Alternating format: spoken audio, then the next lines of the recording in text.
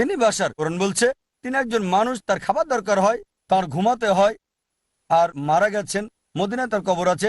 তবে তিনি সবচেয়ে সেরা মুসলিমের দৃষ্টান্ত। তারা বারজাখী জীবন যাপন করছেন, কিন্তু সেই বারজাখী জীবনটা আমাদের বারজাখী জীবনের মতো নয়।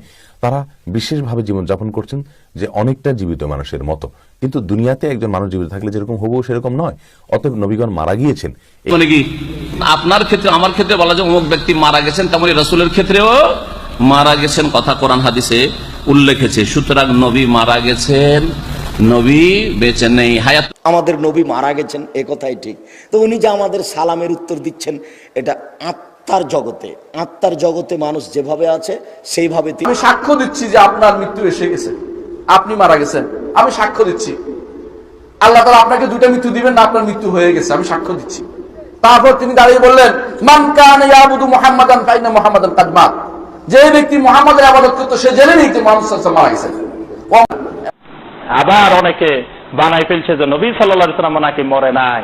নবী সাল্লাল্লাহু আলাইহি ওয়াসাল্লামও সকল নবী রাসূল তারা দুনিয়াবাসীদের দৃষ্টিতে কিন্তু মারা গিয়েছেন এবং তারা আর জীবিত নেই। তারা যদি জীবিত থাকতেন তাহলে আমরা কখনো কখনো তাকে দেখতাম। তারা যে যে জায়গায় সমাধিস্থ হয়েছেন, কবরস্থ হয়েছেন, সেখানকার লোকজনও কিন্তু তাদের দেখা আর পায় না। তারা মারা গিয়েছেন, সারা বিশ্ব সেটা জানে, সেই যুগের লোকেরা জানে, আর আজকের এই যুগেও আমরা জানি। যেহেতু সূরা আজ-জুমারের 30 নম্বরে আল্লাহ তাআলা বলছেন, ইন্নাকা মাইয়াতুন ওয়া ইন্নাহুম মাইয়াতুন, নিশ্চয়ই আপনি মারা যাবেন, তারাও মারা গিয়েছে, তারাও মারা গিয়েছে। আল্লাহ রসুল কবরে জিন্দা কি না এটা আমরা অনেকবার বলেছি, এবং তিনি কবরে জিন্দা আছেন। সেই জিন্দেগি দুনিয়ার জিন্দেগিও না, আখেরাতের জিন্দেগিও না। সেই জিন্দেগির নাম কি? বারজাখের জিন্দেগি। বারজাখের জিন্দেগি, বারজাখ মানে কি? দুনিয়া এবং আখেরাতের পরে যে হাসরের ময়দান যে হবে, তার আগের মুহূর্তটাকে বলা হয় কি? বারজাখ। এখন সেই জিন্দেগিটা কেমন, আপনার কাছে কোনো ব্যাখ্যা আছে? করেছেন তিনি বলেছেন নবী যতদিন বেঁচে ছিলেন হায়াতুন নবী, মানে জীবিত নবী। মৃত্যুর পর আর জীবিত বলা যাবে না, মৃত্যুর পর জীবিত বলা যাবে না, তিনি তিনি মৃত নবী বলেন। আর আমাকে দাওয়াত করেছেন, আমাকে টাইম দিয়েছেন, আমি বলবো নবী হায়াতুন নবী। উনি দলিল দিচ্ছেন জীবিত নবী, মৃত নবী, আমি দলিল দেব হায়াতুন নবী। আপনারা বলুন, উনি দলিল দেবেন কি? দলিল দিবেন কি? দলিল দিবেন কুল্লু নাফসিন যায়িকাতুল মউত, প্রত্যেক জানদারকে মৃত্যুর স্বাদ একদিন না একদিন গ্রহণ করতে হবে। কোরআন। রাসূল মরে গেছেন, ইন্তেকাল করেছেন, মারা গেছেন, মৃত্যুর পর আর জীবিত কি করে হয়? মানুষ হয় না, মৃত্যুর পর জীবিত তিনি মারা গেছেন, মৃত নবী। এখন আমি আসুন কিছুক্ষণ নিয়ে নিলাম, নবীরা মরে গেছে, নবীরা যত নবী সব মারা গেছে, আমাদের নবীও মারা গেছে। তাহলে আমি একটা প্রশ্ন করব তাকে ছোট্ট করে, আমাকে টাইম দিয়েছেন, আমি বলবো নবী যদি মৃত, নবী না মৃত, এটাই তো বলে? হ্যাঁ, যারা চলে গেছেন মৃত। তাহলে আমার বক্তব্যের উত্তর দিবেন, প্রশ্নের উত্তর দেবেন।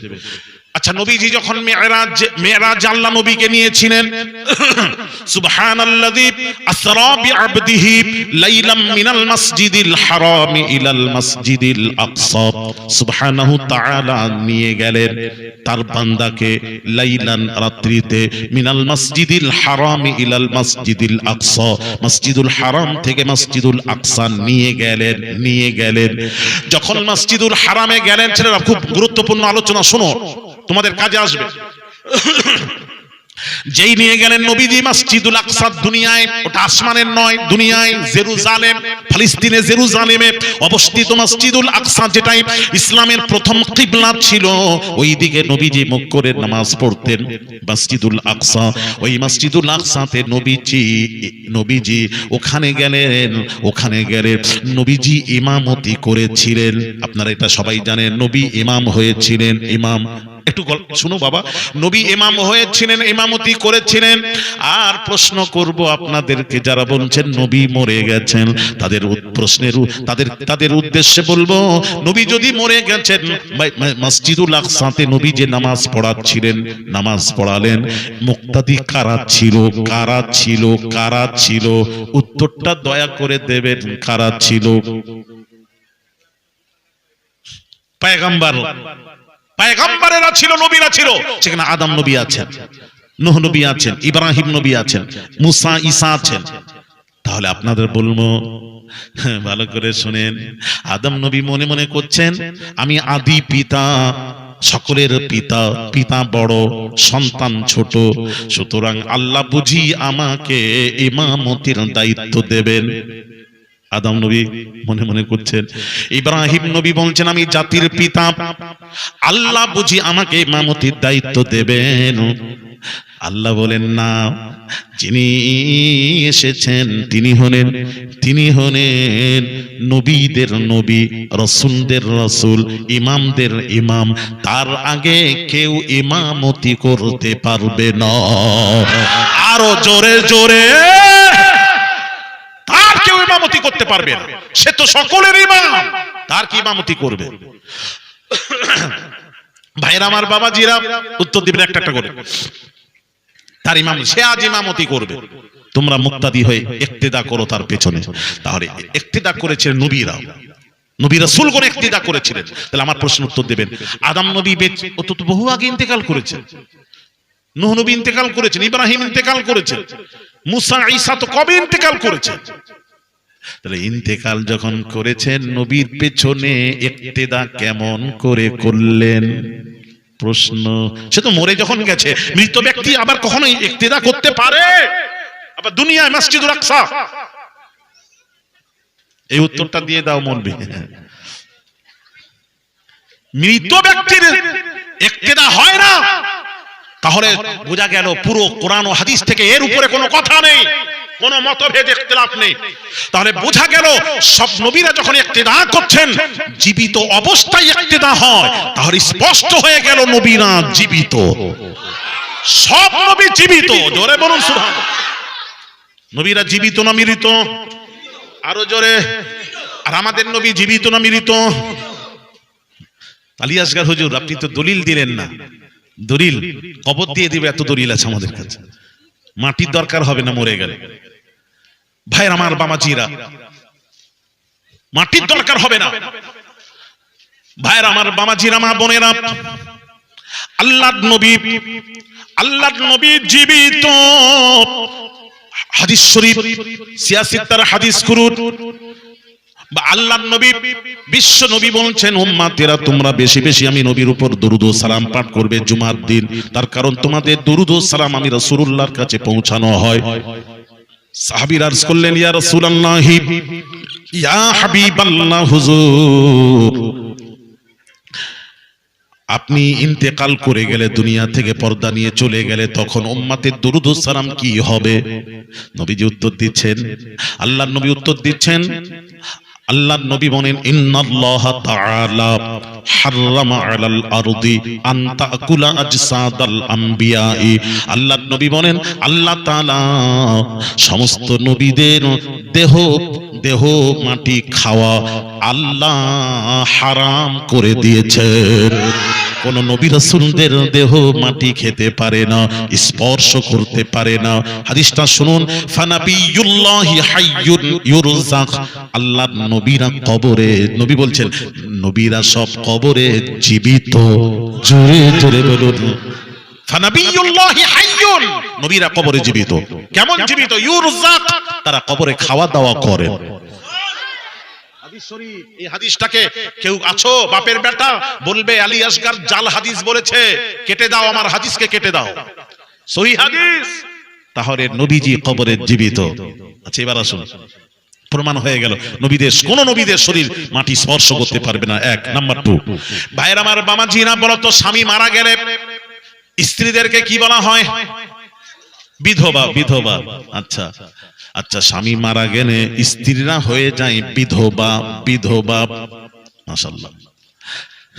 কিন্তু নবীদের বিবি, নবীজি দুনিয়া থেকে চলে গেছেন, আয়েশা বেঁচে ছিলেন। ভাইরা আমার, বাবাজিরা, নবীদের বিবিদেরকে বিধবা বলা যাবে না। শরীয়তের আইন কি জানেন? পৃথিবীর যার স্বামী মারা গেছে তার স্ত্রীদেরকে বিধবা বলুন, 1000 বার বলুন, লাখো বার বলুন, কোটি বার বলুন, তারাই বিধবা যার স্বামী মারা যায়। কিন্তু নবীর বিবিদেরকে বিধবা বলবে না। তার কারণ নবী হলেন হায়াতুন নবী। আরো জোরে, আচ্ছা বাবা একটা কথা বলেন, নবী হায়াতুন নবী, জীবিত নবী, বিধবা নয়। আচ্ছা বলুন তো দেখি, কোরআন বলছে, আল্লাহর কোরআন, পিতার মৃত্যুর পর সম্পত্তি বন্টন হয়। ছেলে থাকলে ছেলেকে দাও, মেয়ে থাকলে মেয়েকে দাও, স্ত্রী থাকলে স্ত্রীকে দাও সম্পত্তি। কোরআন বলছে পিতার মৃত্যুর পর সম্পত্তি বন্টন হয়, মৃত্যুর পর সম্পত্তি বন্টন হয়। ছেলে থাকলে ছেলে পাবে, মেয়ে থাকলে মেয়ে পাবে, স্ত্রী থাকলে স্ত্রী পাবে। আপনারা বলুন, নবীজি যখন চলে গেলেন, আয়েশা বেঁচে ছিলেন, ফাতিমা বেঁচে ছিলেন, সন্তান তো আগে ইন্তেকাল করেছেন। তাহলে আপনারা বলুন কোরআন অনুযায়ী নবীজির হুজরা মুবারকের যাবতীয় সামানপত্র যাই কিছু ছিল না কেন, সেইগুলি ফাতিমা পাওয়ার কথা, আয়েশা পাওয়ার কথা, কিন্তু ফাতিমাকে দেওয়া হলো না, আয়েশাকে দেওয়া হলো না কেন? কোরআনের খেলাফ কাজ হলো কেন? কোরআন বলছে পিতার মৃত্যুর পর সম্পত্তি বন্টন হয়। তাহলে নবীজি যখন মারা গেছেন, তোমাদের বক্তব্য, তাহলে নবীজির হুজরা মোবারকের সামানপত্র যেগুলি ছিল, তাহলে ফাতেমা আয়েশাকে বন্টন করা হলো না কেন? হলো না কেন? প্রশ্ন এই জন্য, কোরআনের খেলাফ কাজ হলো কেন? না, বোঝার ভুল হচ্ছে, কোরআনের খেলাফ নয়। কোরআন কি বলেছে শুনুন, পিতার মৃত্যুর পর সম্পত্তি বন্টন হয়। নবী যখন মরেননি, বন্টনের প্রশ্নই জাগে না। আরো জোরে, মরলে তো বন্টন হবে, মরে না যখন, বন্টন কিসের? এ কথা বুঝতে পারছেন? আরো দলিল, কটা দলিল নেবে ভাইরা আমার, বাবাজিরা? নাম্বার 3। আচ্ছা বলুন তো দেখি, মানুষ যারা মারা যায় মৃত্যুর পর জানাজার নামাজ হয় কি হয় না? একটু জোরে বলবেন, আরো জোরে বলুন। মৃত্যুর পর জানাজা হয়। আমি আলী আসগরের প্রশ্নের উত্তর দেবেন। আল্লাহর নবীর জানাজার নামাজটা কে পড়িয়েছিল? ইমামটার নাম বলুন। নবীজির জানাজার নামাজ কে পড়িয়েছিলেন? তাড়াতাড়ি বলুন। আল্লাহ পড়িয়েছিলেন। উনি বললেন আল্লাহ পড়িয়েছিলেন। জানাজা আবার আল্লাহ কি করে পড়াবে? জানাজা হয়নি? কি আশ্চর্য ব্যাপার! আপনারা বলুন, ঠান্ডা মাথায় ওয়াজ বুঝেন। আরে মানুষ মারা গেলে তার জানাজা হয়, জানাজার নামাজ হয়। মানুষ মৃত্যুর পর জানাজার নামাজ হয়। আর নবী যখন মরেননি, জানাজার প্রশ্নই জাগে না। একটু জোরে বলেন না। মরলে তো জানাজা, সে তো হায়াতুন নবী, জীবিত নবী, যার জন্য নবীজির কেউ ইমাম হয়নি। আরো কারণ আছে, আমি একটা বলে দিলাম। তাহলে আমার নবী হায়াতুন নবী স্বীকার করছেন না? এরা নবীকে হায়াতুন নবী স্বীকার করেনি, তবে শহীদ যারা, এদেরকে জীবিত বলে। কারণ কোরআনে আছে, আল্লাহ বলেছেন, ওয়ালা তাহসাবান্নাল্লাযীনা কুতিলু ফী সাবিলিল্লাহি আমওয়াতা বাল আহইয়াউন ইনদা রাব্বিহিম ইউরযাকুন। আল্লাহ পাক বলছেন, যারা আল্লাহর রাস্তায় গিয়ে জীবন দিয়েছে, ইসলামের জন্য, আল্লাহর জন্য যারা জীবন দিয়েছে, বাতিলদের সাথে লড়াই করে জীবনটা দিয়েছে, আল্লাহ পাক বলছেন তাদেরকে মৃত বলো না, বলো না, বলো না, বলো না, বাল আহইয়াউন, বলকে তারা জীবিত। জুরি জুরি বলুন। তাহলে যারা আল্লাহর রাস্তায় গিয়ে জীবনটা দিয়েছে, আল্লাহর জন্য দিয়ে মারা গেছেন, তারা শহীদ। আর শহীদদেরকে আল্লাহ কোরআনে বলেছেন, স্পষ্ট দলিল, কোন আলেম ওলামাদের মতভেদ নেই, ইখতিলাফ নেই। শহীদরা আল্লাহ বলছেন বাল আহইয়াউন, শহীদরা জীবিত, জীবিত, জীবিত। জোরে বলুন। মৃত বলবে না, এরাই জীবিত। তাহলে শহীদদেরকে জীবিত মানছেন, আর নবীকে জীবিত মানছেন না। তখন কি বলছে জানেন? এরা নবীকে মানে না। তখন কি বলছে? নবী শহীদ হয়েছেন। তখন বলছে নবী শহীদ হয়েছেন, হ্যাঁ, ইসলামের জন্য গিয়ে জীবনটা দিয়েছেন, শহীদ হয়েছেন। হায়, কি পাগল কথাবার্তা দেখেন। আপনাদেরকে একটা কথা বলি, এখানে একটু বোঝার আছে, একটু বুঝবেন, খুব ভালো লাগবে, আপনাদের অনেক কিছু শিখতে পারবেন। আচ্ছা, আপনার কথা মেনে নিলাম, নবী শহীদ হয়েছেন। আচ্ছা, ওনারা বলছেন শহীদ হয়েছেন। ভাইরা আমার, বামাজিরা ও তরুণীরা, যুবকেরা, মা বোনেরা শুনবেন, ঠান্ডা মাথায় বুঝুন ওয়াজ। পৃথিবীতে আল্লাহর আকাশের নিচে জমিনের উপরে শ্রেষ্ঠ নিয়ামত হলো চারটা। একটা হলো নবুয়ত, নাম্বার 2 সিদ্দিকিয়াত, নাম্বার 3 সালিহিয়াত, নাম্বার 4 শাহাদাত। এই চারটা হলো আকাশের নিচে জমিনের উপরে শ্রেষ্ঠ নিয়ামত। এই নেয়ামত আল্লাহ তাআলা কাদেরকে দিলেন? কাদেরকে দিলেন? উলাইকাল্লাযীনা আন'আমাল্লাহু আলাইহিম মিনান নাবিয়্যিনা ওয়াস-সিদ্দীকিনা ওয়াশ-শুহাদা'i ওয়াস-সালিহিন।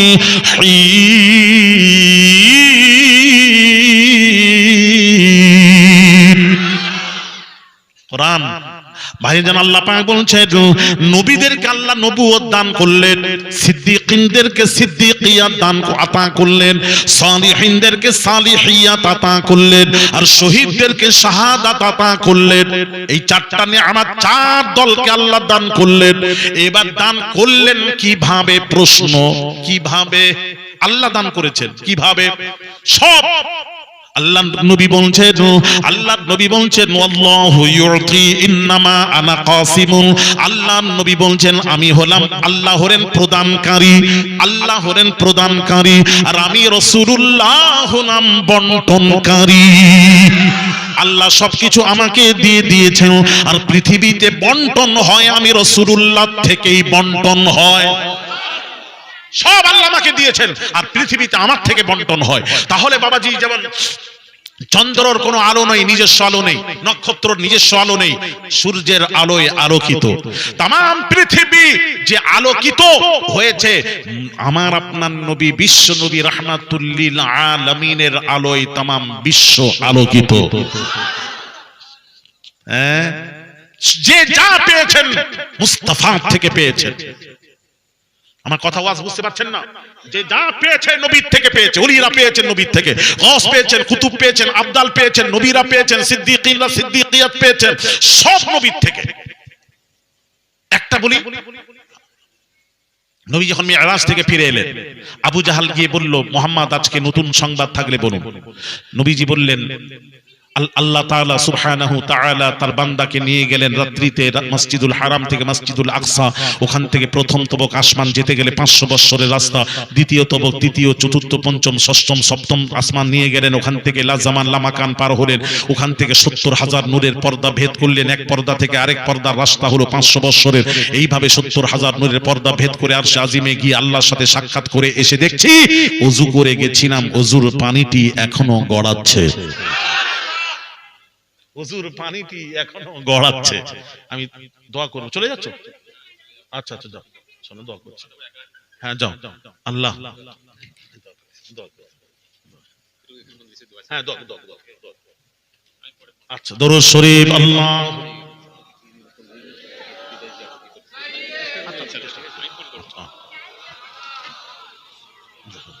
ওয়া আলা আলি সাইয়্যিদিনা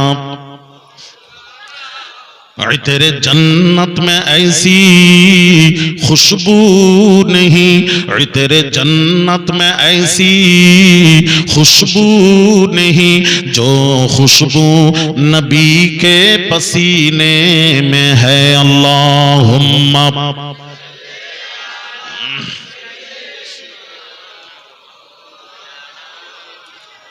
व अला आले सय्यिदिना। যত কিছু লিখার টাকা আছে দেন, আমাকে উত্তর দেব, অসুবিধা নেই।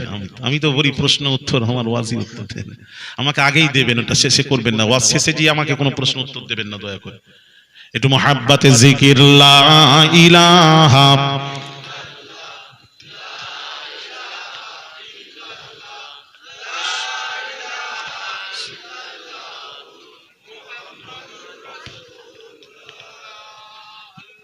আরে করেন জিকির।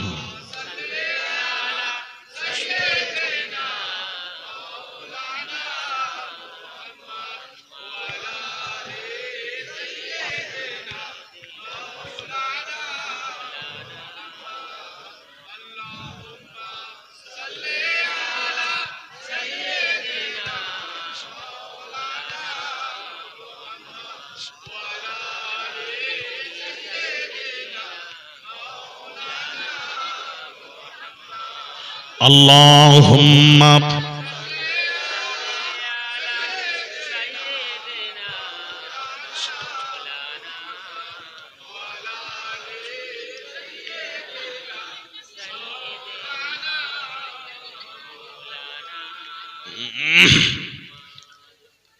দরুদ শরীফ আল্লাহুম্মা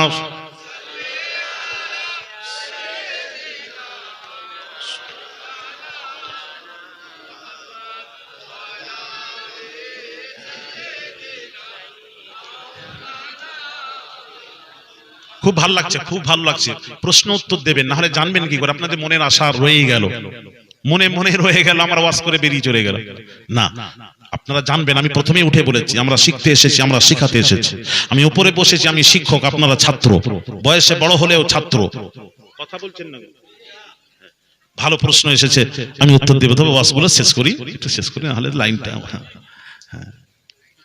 লাইন কেটে যাবে। লাইনটা কাটতে দিও না, তবে ভুলে গেলে মনে করে দেবে, একটু মনে করে রাখছি, মনে করে দেবে ইনশাআল্লাহ। ভাইরা আমার, বাবাজিরা, হ্যাঁ কি বলছিলাম, এটাকে খুব বোঝার আছে, এটা বুঝে নেন, খুব ভালো লাগবে। তাহলে আবু জাহাল বলল, এ মুহাম্মদ নতুন সংবাদ শোনাও। নবী বললেন মেরাজ হয়েছে এইভাবে। এসে দেখছি পানি, ওযু করে গেছেন, ওযুর পানিটি গড়াচ্ছে। আবু জাহাল শুনে বলছি, এত রাস্তা গিয়ে আল্লাহর সাথে সাক্ষাৎ করুন, আপনার নিজের কথা। সাতবক আসমান 3500 বছর রাস্তা, ওখান থেকে লাজামান লামাকান পার হলে, ওখান থেকে 70,000 নূরের পর্দা ভেদ করলে, 70,000, আর এক পর্দা থেকে আরেক পর্দার রাস্তা হলো 500 বছরের। তাহলে 70,000 কত হলো? কত হলো? 3500 বলছে 3500। আরে কি হলো রে বাবা? সংকেত কোথায় কি হচ্ছে দেখো। ওইভাবেই কিন্তু হয়ে ধরে গিয়ে পুরো হয়। দেখো ওখানে কি মিস্ত্রি আছে, দেখো বাবা কোথায় কি ফায়ারিং হচ্ছে, কোথায় দেখো ফায়ারিং। কি ফায়ারিং? ওই ফায়ারিং নয় রে বাবা, ওই ফায়ারিং তো সরে এসো না, ওখান থেকে সরে এলে তো হয়, সরে এসো না। কি তোমরা করছো, বেয়াদবি করছো, ওই জন্য ওখানে ফায়ারিং হচ্ছে। চলে এসো, এখানে এসো ভাইয়ের আমার, বাবাজিরা। হ্যাঁ দেখলে সব চলে এসছে, দেখলেন। আল্লাহ যদি মনে করেন না সবকে ঢোকাবো। আমি একদিন এক জায়গায় ওয়াজ করছি, বলছি ভাই এসো, বাবা ভেতরে এসো, কেউ আসছে না, আমার বলার শুনেনি, সব বাইরে দাঁড়িয়ে আছে। আমি এত ডাকছি এসো এসো, কেউ শুনলো না। মনে বিরক্ত হয়ে আমি ওয়াজ শুরু করলাম। তারপরে দেখছি কিছুক্ষণ পর পানি এলো, আল্লাহর কসম শোনা, সেই পানি যেই এলো ছুটতে এসে একদম প্যান্ডেলে। আমি ওরা মনে মনে করছি, আল্লাহ তুমি কি পারো, সত্যি এত বললাম আমার কথা শুনলো নি, আর তুমি বাইরে দাঁড়ানোর লোককে সবকে ঢুকিয়ে দিলে। শুনেন, ঢুকে গেছে, ঢুকে গিয়ে বসেছে, ভালো, আলহামদুলিল্লাহ, খুশি হলাম। তারপর দেখলাম বৃষ্টি, এত মুষল ধরে বৃষ্টি হচ্ছে, বৃষ্টি গড়িয়ে, পানি গড়িয়ে পুরো জায়গাটা আস্তে আস্তে করে পানি ঢুকে, পুরো পানি পানি থই থই করছে। তখন কি করছে, বা যখন পানি ঢুকছে, দেখেন যারা বসেছিল, আমি চুপচাপ দেখছি, আস্তে আস্তে দাঁড়িয়ে যাচ্ছে, দাঁড়িয়ে যাচ্ছে, দাঁড়িয়ে এক এক করতে করতে মজলিসের, পুরো মজলিসে বসা থাকা বান্দাদেরকে আল্লাহ সবকে দাঁড় করিয়ে দিলেন। আমি মনে মনে করছি, আল্লাহ তুমি কি না পারো। কথা বলছেন না কেন? দেখলেন বাইরে ছিল, ভেতরে ঢোকালেন, বসা থাকা সবগুলোকে দাঁড় করিয়ে দিলেন। দাঁড়িয়ে দাঁড়িয়ে ওয়াজ শোন, ওরা দাঁড়িয়ে আছে, আমি ওয়াজ করছি। আল্লাহ পারেন। দেখেন ওখানে একটা কড়কড় আওয়াজ হলো, ছেলেরা চলে এলো। বুঝতে পারছেন না? এই যে বসে আছে, আমি যদি বলি ওই যে বসে আছে বাইরে, ডাকি যদি আসবে না, আসবে না। কিন্তু আল্লাহ যদি ওদেরকে মনে করেন ঢোকাবো, ও ঢুকিয়ে দেবে। কিভাবে সে তিনি জানেন ভালো। ঠিক আছে, যাক যাক যাক, যেভাবে বসে আছে চুপচাপ বসে থাকো, আর গন্ডগোল করো। ভাইয়ের আমার, বাবাজিরা, আবু জাহাল বলছে এত রাস্তা সফর করে এসে বলছে এই মাত্র ওযু করে গেছেন, ওযুর পানিটি গড়াচ্ছে। আবু জাহাল বলছে, মোহাম্মদ রে তুমি যে পাগল, আমার সন্দেহ ছিল, আজকের কথায় সন্দেহ দূরীভূত হয়ে গেল, নিঃসন্দেহে তুমি একটা পাগল। জোরে বলুন নাউযুবিল্লাহ। পাগল এই ধরনের কথাবার্তা বলে, হ্যাঁ পাগল এই ধরনের কথাবার্তা বলে। আর আচ্ছা, এটা মানুষের সামনে বলতে পারি? হ্যাঁ বলতে পারো, শোনাতে পারো। আবু জাহাল ছুটে গেল আবু বাকারের কাছে, সব শোনালো। আবু বাকার অস্বীকার করলেন। তখন আবু জাহাল বলল, আবু বাকার রে, তুমি ভাবলে এটা আমার কথা, আমার কথা নয়, এটা তোমার নবীর কথা। জোরে বলুন, এটা তোমার নবীর কথা, নবী বলেছেন। যেই বলেছেন নবীর কথা, তখন আবু বাকার কথা চেঞ্জ করে দিয়ে বলছে, না আরে কাকে বলে মানার মতো মানা। আবু জাহাল যেই বলেছে নবীজি বলেছেন, এটা নবীর কথা, তখন আবু বাকার বললেন, নবীজি যদি এই কথা বলে থাকেন, তাহলে নিঃসন্দেহে, আবু বাকার বলছেন নিঃসন্দেহে রাসূলুল্লাহর মিরাজ হয়েছে। আমি কোনো যাচাই করব না, নবী যদি বলে থাকেন তাহলে মিরাজ হয়েছে। ছুটে গেলেন আবু বাকার রাসূলুল্লাহ সাল্লাল্লাহু আলাইহি ওয়াসাল্লামের দরবারে। সালাম দিয়ে আরজ করলেন, ইয়া রাসূলুল্লাহ, ইয়া হাবিবাল্লাহ, হুজুর আবু জাহাল আপনার নামে যে সব কথা বলল, ইয়া রাসূলুল্লাহ, কথার মধ্যে কতটুকু সত্য মিথ্যা রয়েছে জানার জন্য এসেছি। আমি আপনার মেরাজ যাচাই করতে আসিনি ইয়া রাসূলুল্লাহ, আবু জাহালের কথার মধ্যে মিথ্যা সত্য জানার জন্য এসেছি।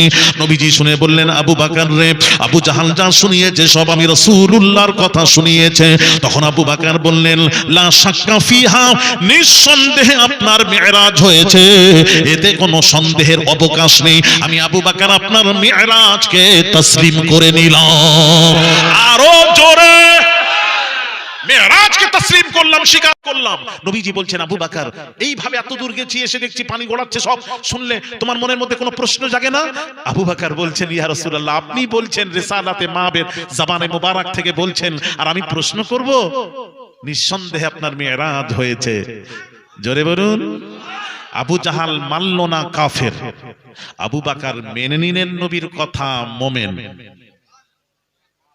তাহলে নবীকে মানবে মোমেন, নবীকে মানবে না কাফের। কথা ঠিক কিনা? একটু জোরে বলুন। এইবার আবু বকরকে নবী কি বললেন জানেন? আবু বকর, তুমি এতদিন আবু বকর ছিলে, এবার সিদ্দিকিয়াত কোথা থেকে পাচ্ছে ওটা বোঝাতে যাচ্ছি। আল্লাহর নবী বললেন, আবু বকর শুধু আবু বকর নয়, তুমি আজ থেকে আমি রাসূল বলছি আবু বকর সিদ্দিক। একটু জোরে, আজ থেকে তুমি আবু বকর সিদ্দিক। তাহলে আমি বোঝাতে চাচ্ছিলাম যে একটাই বলছি, আর বলবো না। একটা বললে অনেক সময় যাবে, অনেক সময়। আমি একটাই বলছি, তাহলে সিদ্দিকিনরা সিদ্দিকিয়াত পেলেন কোথা থেকে? কে দিলেন? আবু বকরকে সিদ্দিকিন লাকাব কে দিলেন? আরে কথা বলেন না সকল। নবী দিলেন, সেই থেকে আবু বকর সিদ্দিক হয়ে গেলেন। সিদ্দিক মানে সত্যবাদী। তাহলে আমি বোঝাতে চাচ্ছিলাম, সিদ্দিকিনরা সিদ্দিকিয়াত পেয়েছেন নবীর থেকে, নবীরা নবুয়ত পেয়েছেন নবীর থেকে। ওটা আবার কোরআনের আয়াত, ওয়াইদা খাযাল্লাহু মিসাকান নাবিয়্যিন লামা আতাইতুকুম মিন কিতাবি ওয়া হিকমা সুম্মা জাআকুম রাসূলুম মুসাদ্দিকুল লিমা মাআকুম লা তু'মিনুন্না বিহি ওয়া লা তানসুরুন্না ক্বালা আ'আকরারতুম ওয়া আখাযতুম আলা যালিকুম ইসরি ক্বালু আ'করারনা ক্বালা ফাশহাদু ওয়া আনা মাআকুম মিনাশ শাহিদিন।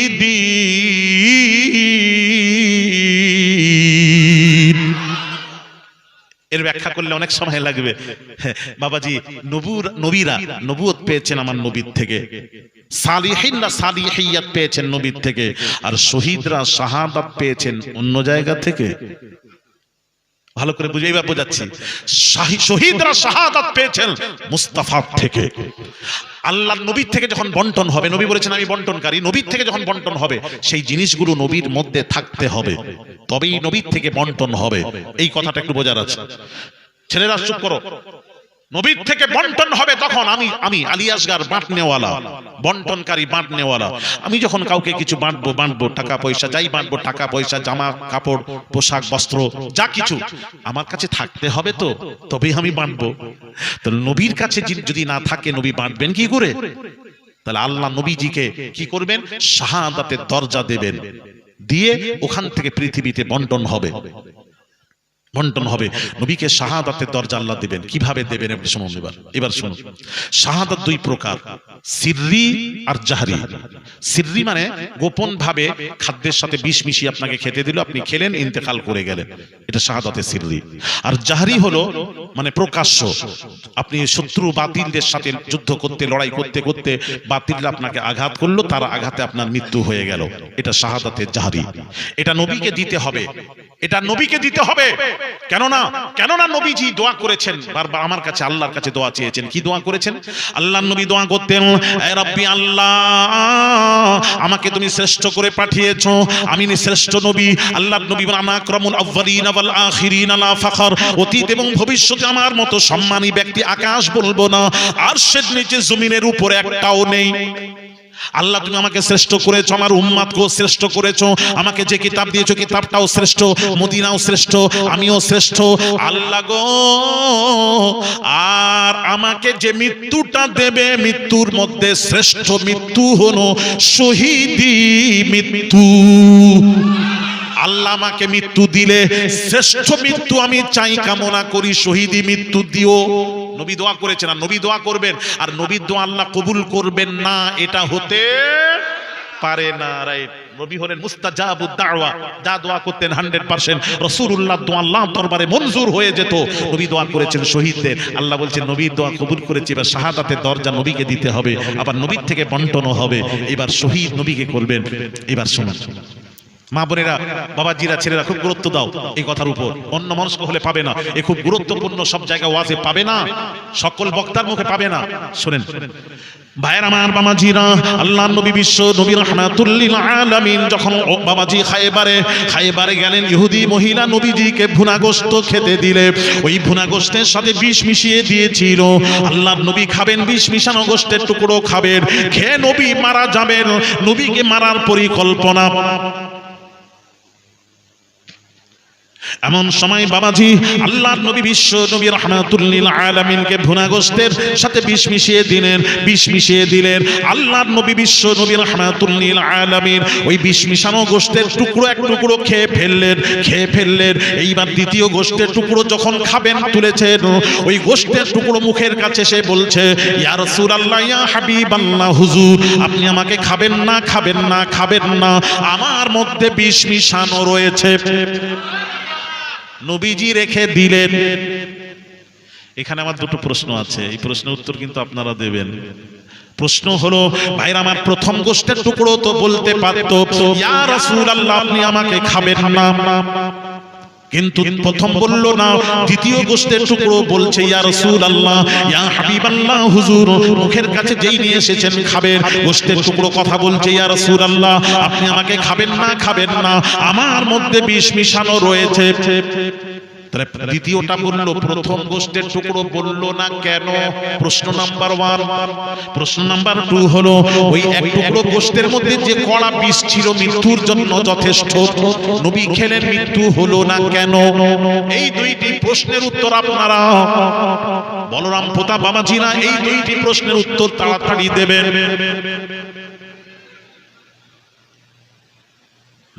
আমি বলছি পুরোটাই বিষ ছিল। এবার বলেন, পুরোটাই বিষ ছিল, প্রথমটাও বিষ ছিল? বলেন, উত্তর দেন।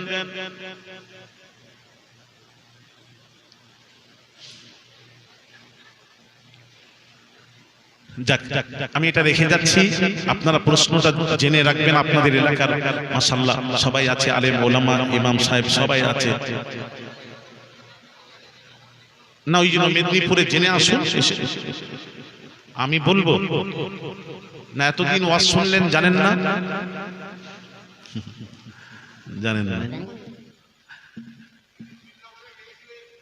হয়নি?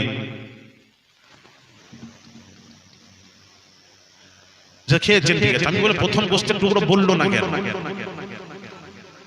আমি বলবো ছাত্র হয়ে বসেছো, তাহলে এতদিন আমার বক্তব্যটা ঠিক আছে, এতদিন যে ওয়াজ করলে এতদিন জানলে না, ওইটাই বক্তব্য।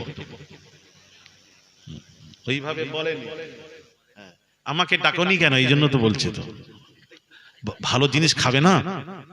ভালো ভালো বক্তা জলসা করলে না, অনেক জায়গায় জলসা হয়, অনেক খরচা হয়, কিন্তু বক্তা সেটিং ঠিক করতে পারে না। কি যে বলে চলে যায়, সব শ্রোতারা বলে দূর বাবু জলসা হলো, খালি হই হই হই হই।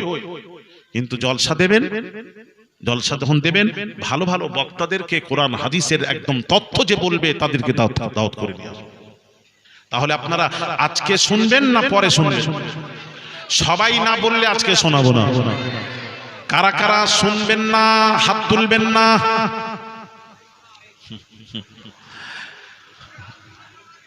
হ্যাঁ, ওই তো হাত তুলবেন না বলেছেন। আচ্ছা, এই বাংলা একটা বললাম, আর একটা বাংলা বলে দেখি। যারা শুনবেন হাত তুলুন। এই বাংলাটা সবাই বোঝে, কিন্তু পূর্বেও আমি একটা বাংলা বলেছিলাম। বাংলাটা কি? যারা শুনবেন না হাত তুলবেন না। তাহলে মানেটা কি? যারা শুনবেন হাত তুলবেন, এই তো।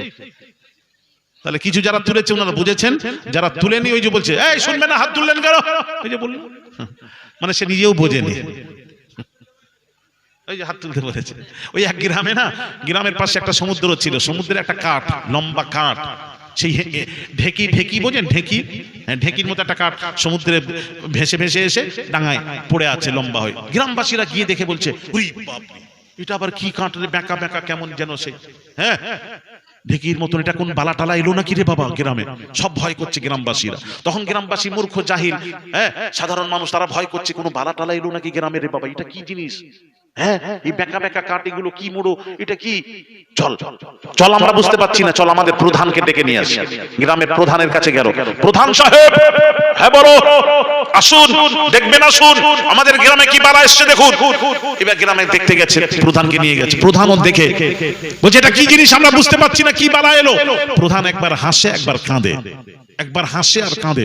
গ্রামবাসী বললো আশ্চর্য ব্যাপার, তো আপনাকে ডাকলাম জানার জন্য, আপনি দেখছেন হাসছেন কাঁদছেন, হাসছেন কেন? তখন বলছে আমি চলে গেলে তোদের কি অবস্থা হবে, হ্যাঁ এই চিন্তায় আমি কাঁদছি। আর হাসছেন কেন? হাসছি এই জন্য, এটা কি জিনিস আমি নিজেই জানি না। এইখানে চুল, এখানটা চুল,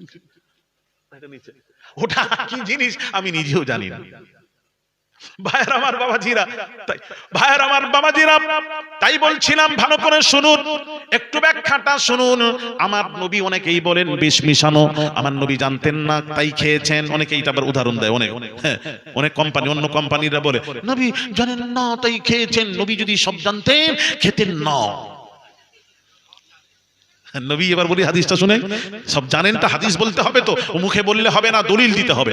আল্লাহর নবী বলেন ইন্নাল্লাহা যাওয়ালিয়াল আরদা ফারাআইতু মাশারিকাহা ওয়া মাগারিবাহা, রাওয়াহু মিশকাত। মিশকাত শরীফ খুলুন। আল্লাহর নবী বলেন আল্লাহ তাআলা तमाम পৃথিবীটাকে এক জায়গায় করে আমার হাতেলির মধ্যে করে দিয়েছেন, আমার হাতেলির মধ্যে করে দিয়েছেন।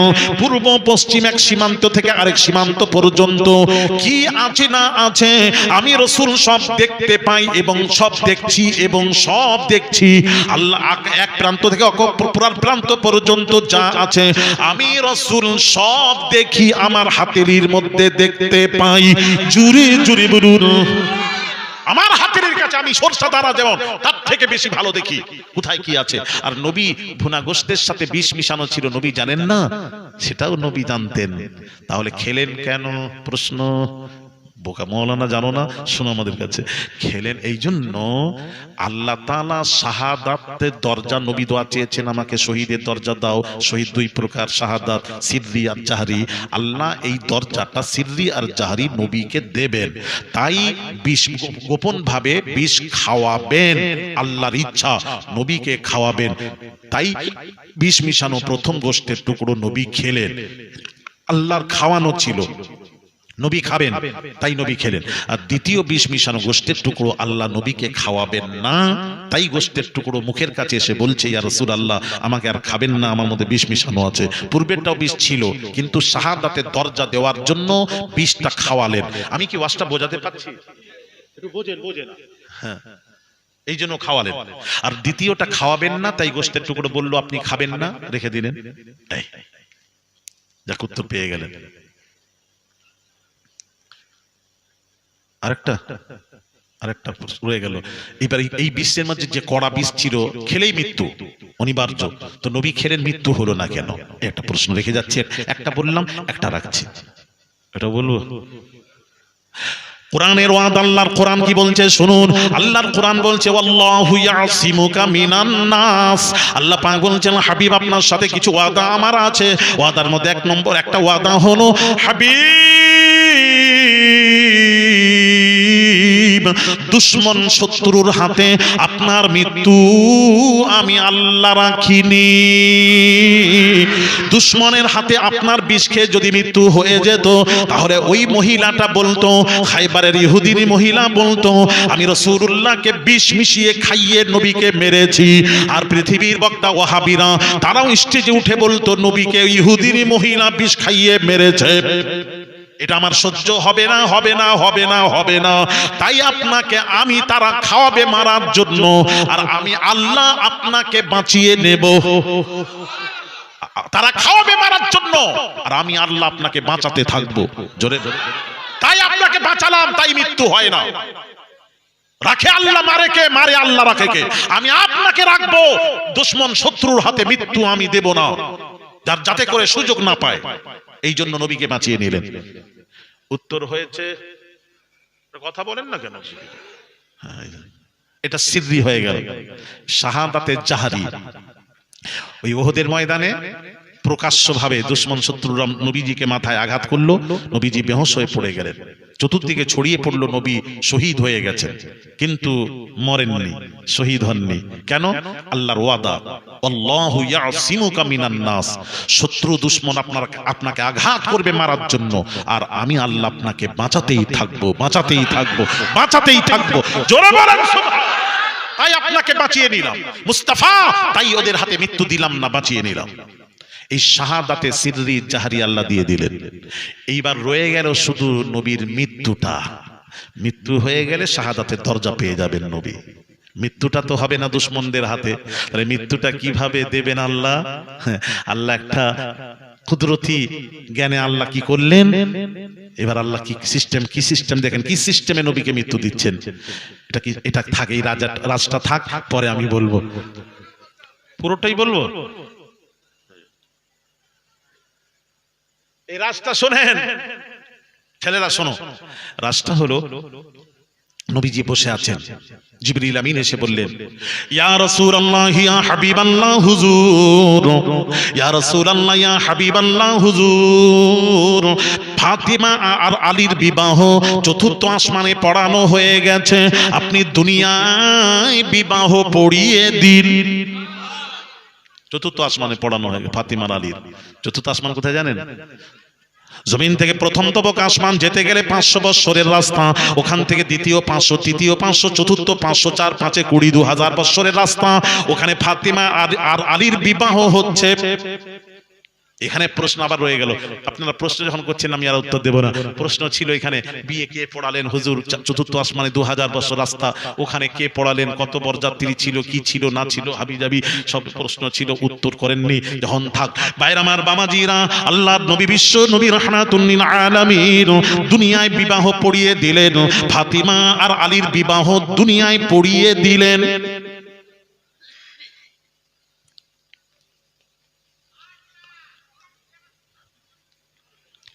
ভাইরা আমার বাবাজিরা, দুনিয়ায় পড়িয়ে দিয়ে ফাতিমাকে নিজের কাছে রাখলেন।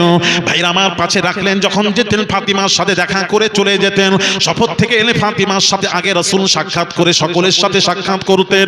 এমন সময় বাবাজি থাকেন কিছুদিন পর ফাতিমার সন্তান হলো, প্রথম সন্তান। আল্লাহর নবী সংবাদ পেয়ে ছুটে গেলেন, ফাতিমার ঘরে গিয়ে বলছেন, আলী রে, শেরে খুদাকে ডেকে বলেন, আলী ও আলী, শোনো শোনো আলী, এই ছেলের নাম কি রাখলে? তখন শেরে খোদা বললেন হারব। নবী বললেন লা, এই ছেলের নাম রাখো বাল হাসান, বালকে ছেলের নাম হাসান রেখে দাও। হাসান হোসেনের নাম নবী রাখছেন। আবার কিছুদিন পর আরেকটা সন্তান হলো, নবীজি সংবাদ পেয়ে ছুটে গেলেন, গিয়ে বললেন, আলী এই সন্তানের নাম কি রাখলে? শেরে খোদা বললেন হারব। নবী বললেন লা বাল হুসাইন, ছেলের নাম হুসাইন রেখে দাও। এবার এর মধ্যে আবার রহস্য আছে, এখানে আবার প্রশ্ন আছে, প্রশ্নই প্রশ্ন, মজা আছে। এখানে হাসান হোসেন নামটা রাখলেন কেন? পৃথিবীতে আর নাম ছিল না, প্রশ্ন কেন রাখলেন? এর পেছনে একটা আবার রাজ আছে, ওদিকে রাজ যাচ্ছি না। রাজ ঢুকতে গেলে আবার আমি নিজে আবার রাস্তা খুঁজে পাবো না বাবা, সকাল টাইম অল্প।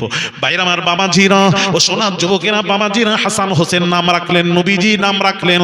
ইমাম হাসানকে আমার দিকে বাদ তাকানো, ইমাম হাসানকে নাভি থেকে নিয়ে পায়ের নখ পর্যন্ত, ইমাম হাসানকে দেখতে গঠনটা নবীজির মতো আল্লাহ তৈরি করলেন, নবীজির মতো তৈরি করলেন গঠনটা, এখান থেকে নাভি থেকে নিয়ে পায়ের নখ পর্যন্ত। আর ইমাম হোসেনকে নাভি থেকে নিয়ে মাথা পর্যন্ত বিটু নবীজির মতন গঠন ছিল ইমাম হোসেনের। ইমাম হাসান হোসেন যখন এক হতেন, রাসূলুল্লাহ দেখা যেত, আলাদা হলে হাসান হোসেন দেখা যেত। ভাইরা আমার বাবাজিরা ও সোনার যুবকেরা, মা বোনেরা, আল্লাহ তাআলা ইমাম হাসান হোসেনকে নবীর মতন গঠন তৈরি করে ইমাম হাসানকে বিষ খাইয়ে শহীদ করলেন। ইমাম হোসেনকে শাহাদাতের কারবালাতে বাবাজি প্রকাশ্যভাবে শত্রুরা তীরের আঘাত করলো, সেই আঘাত ইমাম হোসেন শহীদ হয়েছেন। তাহলে এই দুইজনকে ওই রকম গঠন তৈরি করে আল্লাহ তাআলা শাহাদাতে সিররি জাহরি দুইজনকে দিয়ে ওই দরজা আল্লাহ রাসূলুল্লাহকে শাহাদাতের দরজা আতা করেছিলেন। জুরি জুরি বলুন, আরো জোরে ইয়া রাসূলুল্লাহ। কারণ দুশমনদের হাতে তো নবীর মৃত্যু হবে না। তাহলে হাসান হোসেনকে নবীর মতন গঠন করে তাদেরকে সিররি জাহরি দিয়ে ওই দরজা আল্লাহ তার হাবিব মুস্তাফাকে দান করলেন। এবার বুঝতে পেরেছেন না পারেননি? কথা বলেন, এরপর যদি না পারেন আমি বোঝাতে পারবো না। ঠিক আছে, মাশাআল্লাহ। এইটা বলতে এত সময় লাগলো আমাকে। তাহলে তাহলে নবীও শহীদ। তাহলে এরা বলছে, সেই কথা ফিরে আসি, সেই যে বললো শহীদ জীবিত, কোরআন বলছে আল্লাহ রাস্তায় গিয়ে মারা যায় তারা শহীদ, তারা শহীদ, তারা জীবিত, তারা মৃত নয়। শহীদকে জীবিত মনে করে আর রাসূলকে বলে মৃত। তবে বেটা মৌলানা, জানো না আমার নবীও তো শাহাদাতের দরজা লাভ করেছেন, আমার নবীও শহীদ। শহীদ যেহেতু রাসূল শ্রেষ্ঠ রাসূল দোয়া করেছেন, আল্লাহ মৃত্যু দিলে মৃত্যুর মধ্যে শ্রেষ্ঠ মৃত্যু শহীদি মৃত্যু, শহীদি মৃত্যুর কামনা করেছেন, আল্লাহ দোয়া মঞ্জুর করে শহীদি দরজা দান করেছেন। তাহলে শহীদরা যদি জীবিত, নবীও তো শহীদ, নবীও জীবিত। কেন জোরে বলুন? তাহলে নবীকে জীবিত মানছো না কেন বেয়াদব কোথাকার?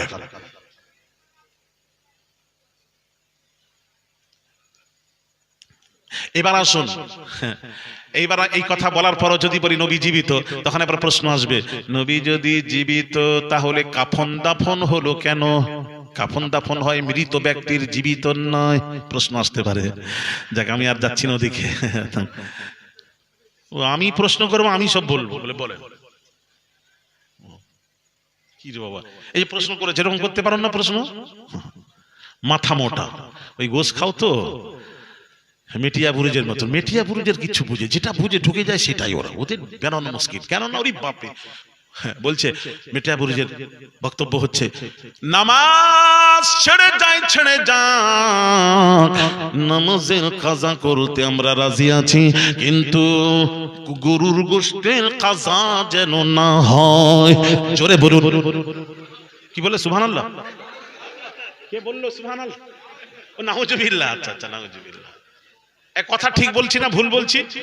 আপনারা জানেন না, আমি তো গিয়ে ওখানে জলসা করে, এত জলসার দাওয়াত আসে মেটিয়া বুরুজে, আবার আছে এই কয়েকটা জলসা হয়ে গেল, আবার জলসা আছে পাঁচুড়ে।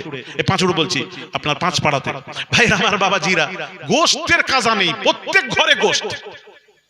বলছে হুজুর আমাদের গোশত যেদিন দেখতে না পাই সেদিন বিবির সাথে আমাদের লড়াই হয়। এই লড়াই কি করিস রে বাবা? বলে গোশত নাই কেন? ওরে বাপরে, এই গোশতের জন্য বিবির সাথে লড়াই করেন? এই কেমন চরিত্রের মানুষ আপনার? ছি ছি ছি, করবেন না। গোশত বেশি খাবেন না, খান হালাল খান, কিন্তু খুব একটা বেশি।